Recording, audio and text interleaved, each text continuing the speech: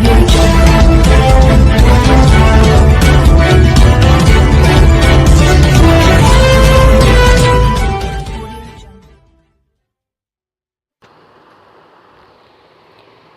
విశ్వ విద్యా సంస్థల డీజీఎం కోన రమేష్ కుమార్ జన్మదిన వేడుకలు యూ కన్వెన్షన్ హాల్ కూర్మనపాలెంలో గౌరవ అతిథులు పల్లా శంకర్రావు, బీజేపీ జిల్లా ప్రెసిడెంట్ పరశురాం రాజు, వైసీపీ సమన్వయకర్త తిప్పల దేవన్ రెడ్డి, కార్పొరేటర్ లేళ్ల కోటేశ్వరరావు, దామ సుబ్బారావు, బొడ్డ గోవింద్, జనసేన నేత కాద శ్రీను, శ్రీ విశ్వ విద్యా సంస్థల చైర్మన్ ధర్మరాజు, డైరెక్టర్ సూర్యనారాయణ సమక్షంలో కేఆర్కే జన్మదిన వేడుకలు ఘనంగా జరిగాయి. ఎంతోమంది విద్యార్థులకు ఆదర్శంగా నిలిచిన డీజీఎం కోన రమేష్ కుమార్ ఇటువంటి పుట్టినరోజులు మరెన్నో జరుపుకోవాలని పల్లా శంకర్రావు, తిప్పల దేవన్ రెడ్డి, పరశురామరాజు, దామ సుబ్బారావు, లేళ్ల కోటేశ్వరరావు, కాద శ్రీను ఆశీర్వదించారు. శ్రీ విశ్వ విద్యా సంస్థల చైర్మన్ ధర్మరాజు మాట్లాడుతూ పేద విద్యార్థులకు కోన రమేష్ కుమార్ ఆర్థికంగా సహాయం చేయడంలో గొప్ప వ్యక్తి అని, అలాగే కళాశాల అభివృద్ధికి కేఆర్కే చేస్తున్న కృషి ప్రశంసనీయమని అన్నారు. ఈ సందర్భంగా గాజువాక పరిసర ప్రాంతంలో కోన రమేష్ కుమార్ శ్రేయోభిలాషులు విచ్చేసి ఆయన్ను ఘనంగా సత్కరించారు. కార్యక్రమంలో శ్రీ విశ్వ చైర్మన్ ధర్మరాజు, డైరెక్టర్ సూర్యనారాయణ, శివాజీ, జనార్దన్, శ్రీ విశ్వ కళాశాల డీన్స్, ప్రిన్సిపల్స్, సిబ్బంది పాల్గొన్నారు. ముఖ్యంగా కేఆర్కే గారు ఆయన ఎప్పుడూ కూడా విద్య అనే ఆలోచనతో ముందుకు వెళ్తూ ఉంటారు. అలాంటి విద్యను నేర్పే వాళ్ళకి ఇలాంటి పుట్టినరోజులు చేయటం అనేది చాలా సౌభాగ్యంగా, అందరూ కూడా వాళ్ళ తాలూకా స్టూడెంట్స్ అవనండి, లేకపోతే టీచర్స్ అవనండి, లేకపోతే చుట్టుపక్కల వాళ్ళందరం కూడా, అన్ని రాజకీయ నాయకులు కూడా ఆయన మంచిదనాన్ని గుర్తించి అందరం కూడా ఆయనకు ఎప్పుడూ కూడా ఎల్లవేళ ఏది కావాలన్నా మేము అందరం కూడా కలిసిగా చేస్తామని చెప్పి ఆలోచన ఉంది. ఎందుకంటే కేఆర్కే గారు ఎప్పుడు కూడా సౌమ్యుడు, ఎవరికి ఇబ్బంది కలిగే ఆలోచన చేయరు, అందరినీ కలుపుకోవాలనే ఆలోచనతో ఉన్నవారు. అదేగాక విద్యలో అందరికీ బోధించి పిల్లలందరినీ కూడా ఒక పెద్దగా తయారు చేయాలి అనే ఆలోచనే తప్పించి ఒక ఫైనాన్షియల్గా ఆలోచన విద్య చెప్పడం ఆయన. అలాంటి కేఆర్కే గారికి జన్మదిన వేడుకలు మా అందరిలో కలగటం మాకు అదృష్టంగా భావిస్తూ ఇలాంటి జన్మదినాలు ఇంకా ఎన్నో చేసుకోవాలని మనందరం కూడా కోరుకుంటూ ఆయనకి శుభాకాంక్షలు తెలుపుకుంటూ సెలవు తీసుకుంటాం. కేర్ కంటే ఆర్కే అంటేనే ఒక బ్రాండ్గా ఆయన అభివృద్ధి చెందారు. ఎందుకంటే ఆర్కే అంటేనే చాలామంది తెలుసు. విద్యావంతులు ఎంతోమందిని తీర్చిదిద్ది ఈరోజు చాలామందికి ప్రోత్సహిస్తున్నారు. ఎందుకంటే నాకు తెలిసి మా ఏరియాకి వచ్చిన తర్వాత ఆయన చాలామంది కుర్రలు తీసుకెళ్తే గైడెన్స్, విద్యలో మనం ఎలా ముందుకు వెళ్ళాలి, ఏ కాలేజ్ జాయిన్ అయితే బాగుంటుంది, ఏ గ్రూప్ బాగుంటుంది, అలాగా చాలామందికి సూచనలు సలహాలు ఇచ్చారు. ఆ విధంగా చాలామంది పిల్లల్ని ప్రోత్సహిస్తున్నారు. ఇలాంటి పుట్టినరోజులు ఎన్నో జరుపుకోవాలని రమేష్ గారికి బర్త్డే తెలియజేస్తూ ఆ ఏడుకొండల స్వామి ఆశీస్సులు ఉండాలని మరీ ప్రార్థిస్తున్నాం. అంటే నాయకులు కాదు, నా శ్రేయోభిలాసులు అందరూ, దేవనన్నయ్య, కోటేశ్వరరావు గారు, పరశురామ అన్నయ్య, కాదా శ్రీని గారు, మా చైర్మన్ గారు, మొత్తం టోటల్ ఎంటైర్ సిటీ నుంచి అందరూ వచ్చి మన ఆశీస్సులు ఇచ్చి ఎల్లవేళ ఎప్పుడు ఈ సపోర్టు ఉంటే ఇంకొద్దిగా ముందుకు వెళ్ళి ఈ కరోనా పాలనలో కూడా ఈ ఇయర్ స్కూలు కాలేజీ పెడదామని అనుకుంటున్నాం. సో 100% మీ అందరి సపోర్టుతో నెక్స్ట్ ఇయర్ స్కూలు కాలేజీ పెట్టి ఇక్కడ ఉన్న గాజువాక కరోనాపాలెం ప్రతి ఒక్కరి యొక్క పిల్లల్ని అభివృద్ధి చేయాలనే మార్గంలో నడుస్తున్నాం. సో ఈరోజు నాకు చాలా సంతోషంగా ఉంది. ఎందుకంటే అందరూ నాకు పెద్దలు, వాళ్ళ యొక్క ఆశీస్సులు ఉండడం వల్ల నేను ఎంతో ఎదగాలి. ఎందుకంటే ఇక్కడ ఉన్న వాళ్ళందరూ కూడా చాలా పెద్దోళ్ళు, నేను చాలా చిన్నవాడిని. దాని నుంచి ఇంకా నేర్చుకొని ప్రతి ఎక్కడైనా ఏ ప్రాబ్లం ఉన్నా ప్రతిదీ అడిగి తెలుసుకొని ప్రతి ముందుకు వెళ్తానని ఈ సభాముఖంగా మాటిస్తున్నాను. ఓకే. మహాన్యూస్ కార్యాలయంపై దాడిని ఖండించిన శ్రీకాకుళం జర్నలిస్టు సంఘాలు. నిరసనగా అంబేద్కర్ కూడలి నుండి డే అండ్ నైట్ జంక్షన్ వరకు నిరసన ర్యాలీ మహాన్యూస్ కార్యాలయంపై బీఆర్ఎస్ అల్లూరి మూకల దాడిని ఖండిస్తూ శ్రీకాకుళం జిల్లా వ్యాప్తంగా జర్నలిస్టుల సంఘం ఆధ్వర్యంలో నిరసన ర్యాలీ చేపట్టారు.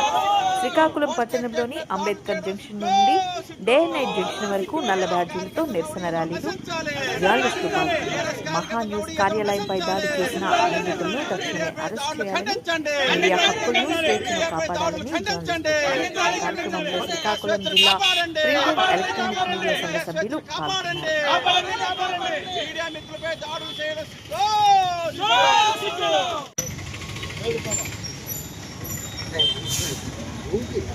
భారతదేశంలో ఇంతవరకు మీడియాపై దాడులు ఒక పథకం ప్రకారం, ప్లాన్ ప్రకారం జరిగేవైతే ఈరోజు కొత్త విధ్వంసాన్ని శ్రీకారం చుట్టేటువంటి సంస్కృతి బీఆర్ఎస్ పార్టీ తెలంగాణకు వచ్చింది. పట్టపగలు ఉదయం 10:30-11 గంటల సమయంలో మహా టీవీ న్యూస్ కార్యాలయంపై సెంట్రల్ ఆఫీస్ హైదరాబాద్లో ఒక పథకం ప్రకారం బీఆర్ఎస్ కార్యకర్తల గోండాల రౌడీల అర్థంగాదాలు ఆ విధంగా వచ్చి రాజకీయ పార్టీ కార్యకర్తలు అయితే కానట్లున్నారు. అట్లాంటి రౌడీ మొక్కలు వచ్చి దాడి చేసి అక్కడ సిబ్బందిని, ఉద్యోగులను కూడా భయప్రాంతాలకు గురి చేయడం, లక్షలాది కోట్లాది రూపాయలు ఆస్తులను ధ్వంసం చేయడం విడ్డూరంగా ఉంది. ఏదేమైనప్పటికీ ఇట్లాంటి దుశ్చర్యకు పాల్పడే వ్యక్తులపై కఠిన చర్యలు తీసుకోవాలని, ఈ విషయంలో తెలంగాణ రాష్ట్ర ప్రభుత్వంతో పాటు కేంద్ర హోంశాఖ కూడా జోక్యం చేసుకోవాలని శ్రీకాకుళం జిల్లా జర్నలిస్టుల తరఫున డిమాండ్ చేస్తున్నాం. ముఖ్యంగా సభ్య సమాజం తలదించుకున్న రైతులో పోత్ ఎస్టేట్పై, నడి రోడ్డుపై దాడి చేసేటువంటి వ్యక్తులు ఎవరమైనప్పటికీ పక్కాగా మీడియా విధులు కూడా దొరికాయి. బీఆర్ఎస్ కార్యకర్తలు అప్పటికీ ఈ బీఆర్ఎస్ మాకేం చేస్తారంటూ దాడులు పొరపడ్డారు. ఇప్పుడు వెంటనే ఈరోజు వాళ్ళని అరెస్ట్ చేసి మీడియా తాలూకా స్వేచ్ఛను, మీడియా హక్కుల్ని కాపాడమని శ్రీకాకుళం జిల్లా జర్నలిస్ట్ ఐక్య తరఫున మేము డిమాండ్ చేస్తున్నాం. పత్రికల మీద, ప్రింట్ మీడియా మొత్తంగా మీడియా మీద దాడులు అనేది చాలా హేయమైన చర్య. మనకి ఒకటి ఉంది, ప్రజల చేత, ప్రజల కొరకు, ప్రజల యొక్క ప్రజాస్వామ్యాన్ని కాపాడమని ప్రజల కోసం పనిచేస్తున్నారు మీడియా జర్నలిస్టులు. వాళ్ళ మీద, వాళ్ళ ఆఫీసుల మీద దాడి చేయడం అంటే చాలా దుర్మార్గమైంది. మన భారత రాజ్యాంగంలో 4th ఎస్టేట్ అంటే దానికి ఒక విధమైనటువంటి గౌరవం ఉంది, ఒక హోదా ఉంది. అదేదో మర్చిపోయి ఇష్టావర రాజ్యంగా ఈరోజు బీఆర్ఎస్ కార్యకర్తలు రౌడీల్లాగా ప్రవర్తించడంటే చాలా దుర్మార్గమైంది. అదే సందర్భంలో ఏదైనా సమస్య ఉందంటే నీ మీద ఏమైనా వక్రీకరణలు రాశారంటే న్యాయపరంగా పోట్లాడవయ్యా. మన ప్రజాస్వామ్య భారతదేశంలో ఒకటి మీద ఒకటి దాడి చేయడానికి కంటే మొత్తం ఈ రోజు ఉన్నటువంటి పత్రికా రంగాన్ని, మీడియా రంగాన్ని క్లోజ్ చేసుకోవాలి దాడులతో. అయితే అది కరెక్ట్ కాదు, అది సమంజసం కాదు, ఇది చాలా దుర్మార్గమైంది. రానున్న రోజులు ఈ విధమైనటువంటి దాడులు చేస్తే మాత్రం ఊరుకునే ప్రసక్తి లేదు. జర్నలిస్ట్ సోదరులతోటి, మిత్రులతోటి కలిసి మేము ప్రజా పోరాటాలు నిర్వహిస్తామని ఈ సందర్భంగా హెచ్చరిస్తున్నాం. ఏర్పాటు చేస్తామని ఇప్పుడు కూడా చూస్తున్నట్టుగా P4 అని చెప్తున్నారు. చంద్రబాబు నాయుడు గారు 99లో ఏం చెప్పారో ఈ రోజున 2024-25లో కూడా అవే చెప్తున్నారు. అట్లాగనే 2014-19లో కూడా చూడండి, జాబు రావాలంటే బాబు కావాలని ఆయన కూడా చాలా స్పష్టంగా చెప్పారు. 25 లక్షల ఉద్యోగాలు కల్పిస్తామని, 10 లక్షల కోట్ల రూపాయల పెట్టుబడులు తెస్తామని, నిరుద్యోగ భృతి చెల్లిస్తామని. అట్లాగనే కొత్త దాని గురించి మనం చెప్పక్కర్లా, సూపర్ 6 అన్నీ పెట్టారు కదా, అన్నీ పెట్టారు. మరి చంద్రబాబు నాయుడు గారు మాత్రం ఏమాత్రం మారలా. 99లో ఏం చెప్పారో, 14లో ఏం చెప్పారో, 24లో కూడా అయ్యే అబద్ధాలు బ్రహ్మాండంగా చెప్పారు. కానీ ప్రజలు మాత్రం ఆయన ఏ మార్చడంలో దిట్ట అనే విషయాన్ని మాత్రం మనందరం ఒప్పుకొని తీరాలి. మనందరం ఒప్పుకొని తీరాలి. చంద్రబాబు నాయుడు గారు మరి ఈ ఏడాది కూడా నిరుద్యోగ వృత్తిస్తానని ఎంతవరకు ఇవ్వాల. మరి ఈ ఏడాది ఈనాడు పేపర్లోనే రాష్ట్రంలో 1,56,50,000 మంది నిరుద్యోగులు ఉన్నారని వారే స్వయంగా ఏ జిల్లాకి ఎంతమందో అనేది కూడా చాలా స్పష్టంగా ఒక టేబుల్ వేసి విడుదల చేశారు. మరి ఈ 1,56,50,000 మంది నిరుద్యోగులకి ఉద్యోగాలు కల్పించారా? నెలకి 3,000 చొప్పున నిరుద్యోగ వృత్తి ఎక్కడన్నా చెల్లించారా? చెప్పండి. గతంలో కూడా 2014-19లో కూడా చంద్రబాబు నాయుడు గారు నెలకి 2,000 చొప్పున నిరుద్యోగ వృత్తి ఇస్తానన్నారు. కానీ ఒక్కరు కూడా నిరుద్యోగ వృత్తి ఇవ్వలేదు కదా. కానీ ప్రజలు ఎందుకు మోసపోతా ఉన్నారు? చంద్రబాబు నాయుడు గారు ఏ విధంగా మోసం చేయగలుగుతా ఉన్నారు అనే విషయాన్ని మనం చాలా స్పష్టంగా అర్థం చేసుకోవాలి. చంద్రబాబు గారి మాయ మాటలు, జిమ్మిక్కు మాటలు, పెట్టుబడులు తేకుండానే తెచ్చినట్టు, ఉద్యోగాలు కల్పించకుండానే కల్పించినట్టు ఆయన ప్రచారం చేసుకుంటున్నటువంటి ఆయన అంశాన్ని మనం చాలా స్పష్టంగా తెలుసుకోవాలి. ఆయన ట్రెండింగ్లో ఉన్న 4 పదాలు తెలుసుకుంటారు ఎప్పుడైనా సరే. ప్రపంచంలో ట్రెండింగ్లో ఉన్న 4 పదాలు నేర్చుకొని దానికి ఆయనే ఏదో సృష్టికర్తలాగా ముందుకు పోతున్నాం. చెప్పిన హామీలు అమలు చేయడం కోసం అడుగడుగు ముందుకేసాం. 64 లక్షల మందికి పింఛన్లు, 34,000 కోట్ల రూపాయలు ఒక్క సంవత్సరంలో ఇచ్చాం. మనం ఇది చెప్పకపోతే ప్రజల్లో కూడా అర్థం కాకపోవచ్చు. 4,000, 6,000, 10,000, 15,000 రూపాయలు పింఛన్లు ఇచ్చే ఏకైక ప్రభుత్వం భారతదేశంలో ఒక్క తెలుగుదేశం ప్రభుత్వం, ఒక్క ఆంధ్రప్రదేశ్ రాష్ట్రం ఒకటే. మనలో నియర్గా కూడా ఎవరు లేని పరిస్థితి ఉంది. ఈ విషయం మీరు గుర్తుపెట్టుకోవాలి. మత్స్యకార భరోసా కింద 20,000 రూపాయలు చొప్పున 259 కోట్లు ఇచ్చాం. తల్లికి వందనం మనం హామీ ఇచ్చాం. ఎంతమంది పిల్లలుంటే అంతమంది పిల్లలకి ఇస్తామని చెప్పి 67,27,164 మంది విద్యార్థులకి 10,000 కోట్ల రూపాయలు ఇచ్చే ప్రభుత్వం తెలుగుదేశం ప్రభుత్వం ఒకేసారి. దీంట్లో కూడా మొన్న 1వ తరగతి 11వ తరగతి అడ్మిషన్స్ కావాలి, అడ్మిషన్స్ అయిన వెంటనే ఇస్తున్నాం. ఇంకొక పక్కన దీపం 2 కింద 2,601 కోట్ల రూపాయలు ఇచ్చాం. 3 సిలిండర్లు ఇస్తున్నాం. 55,57,000 మెట్రిక్ టన్నులు ధాన్యాన్ని కొనుగోలు చేశాం. 13,584 కోట్ల రూపాయలు పే చేశాం.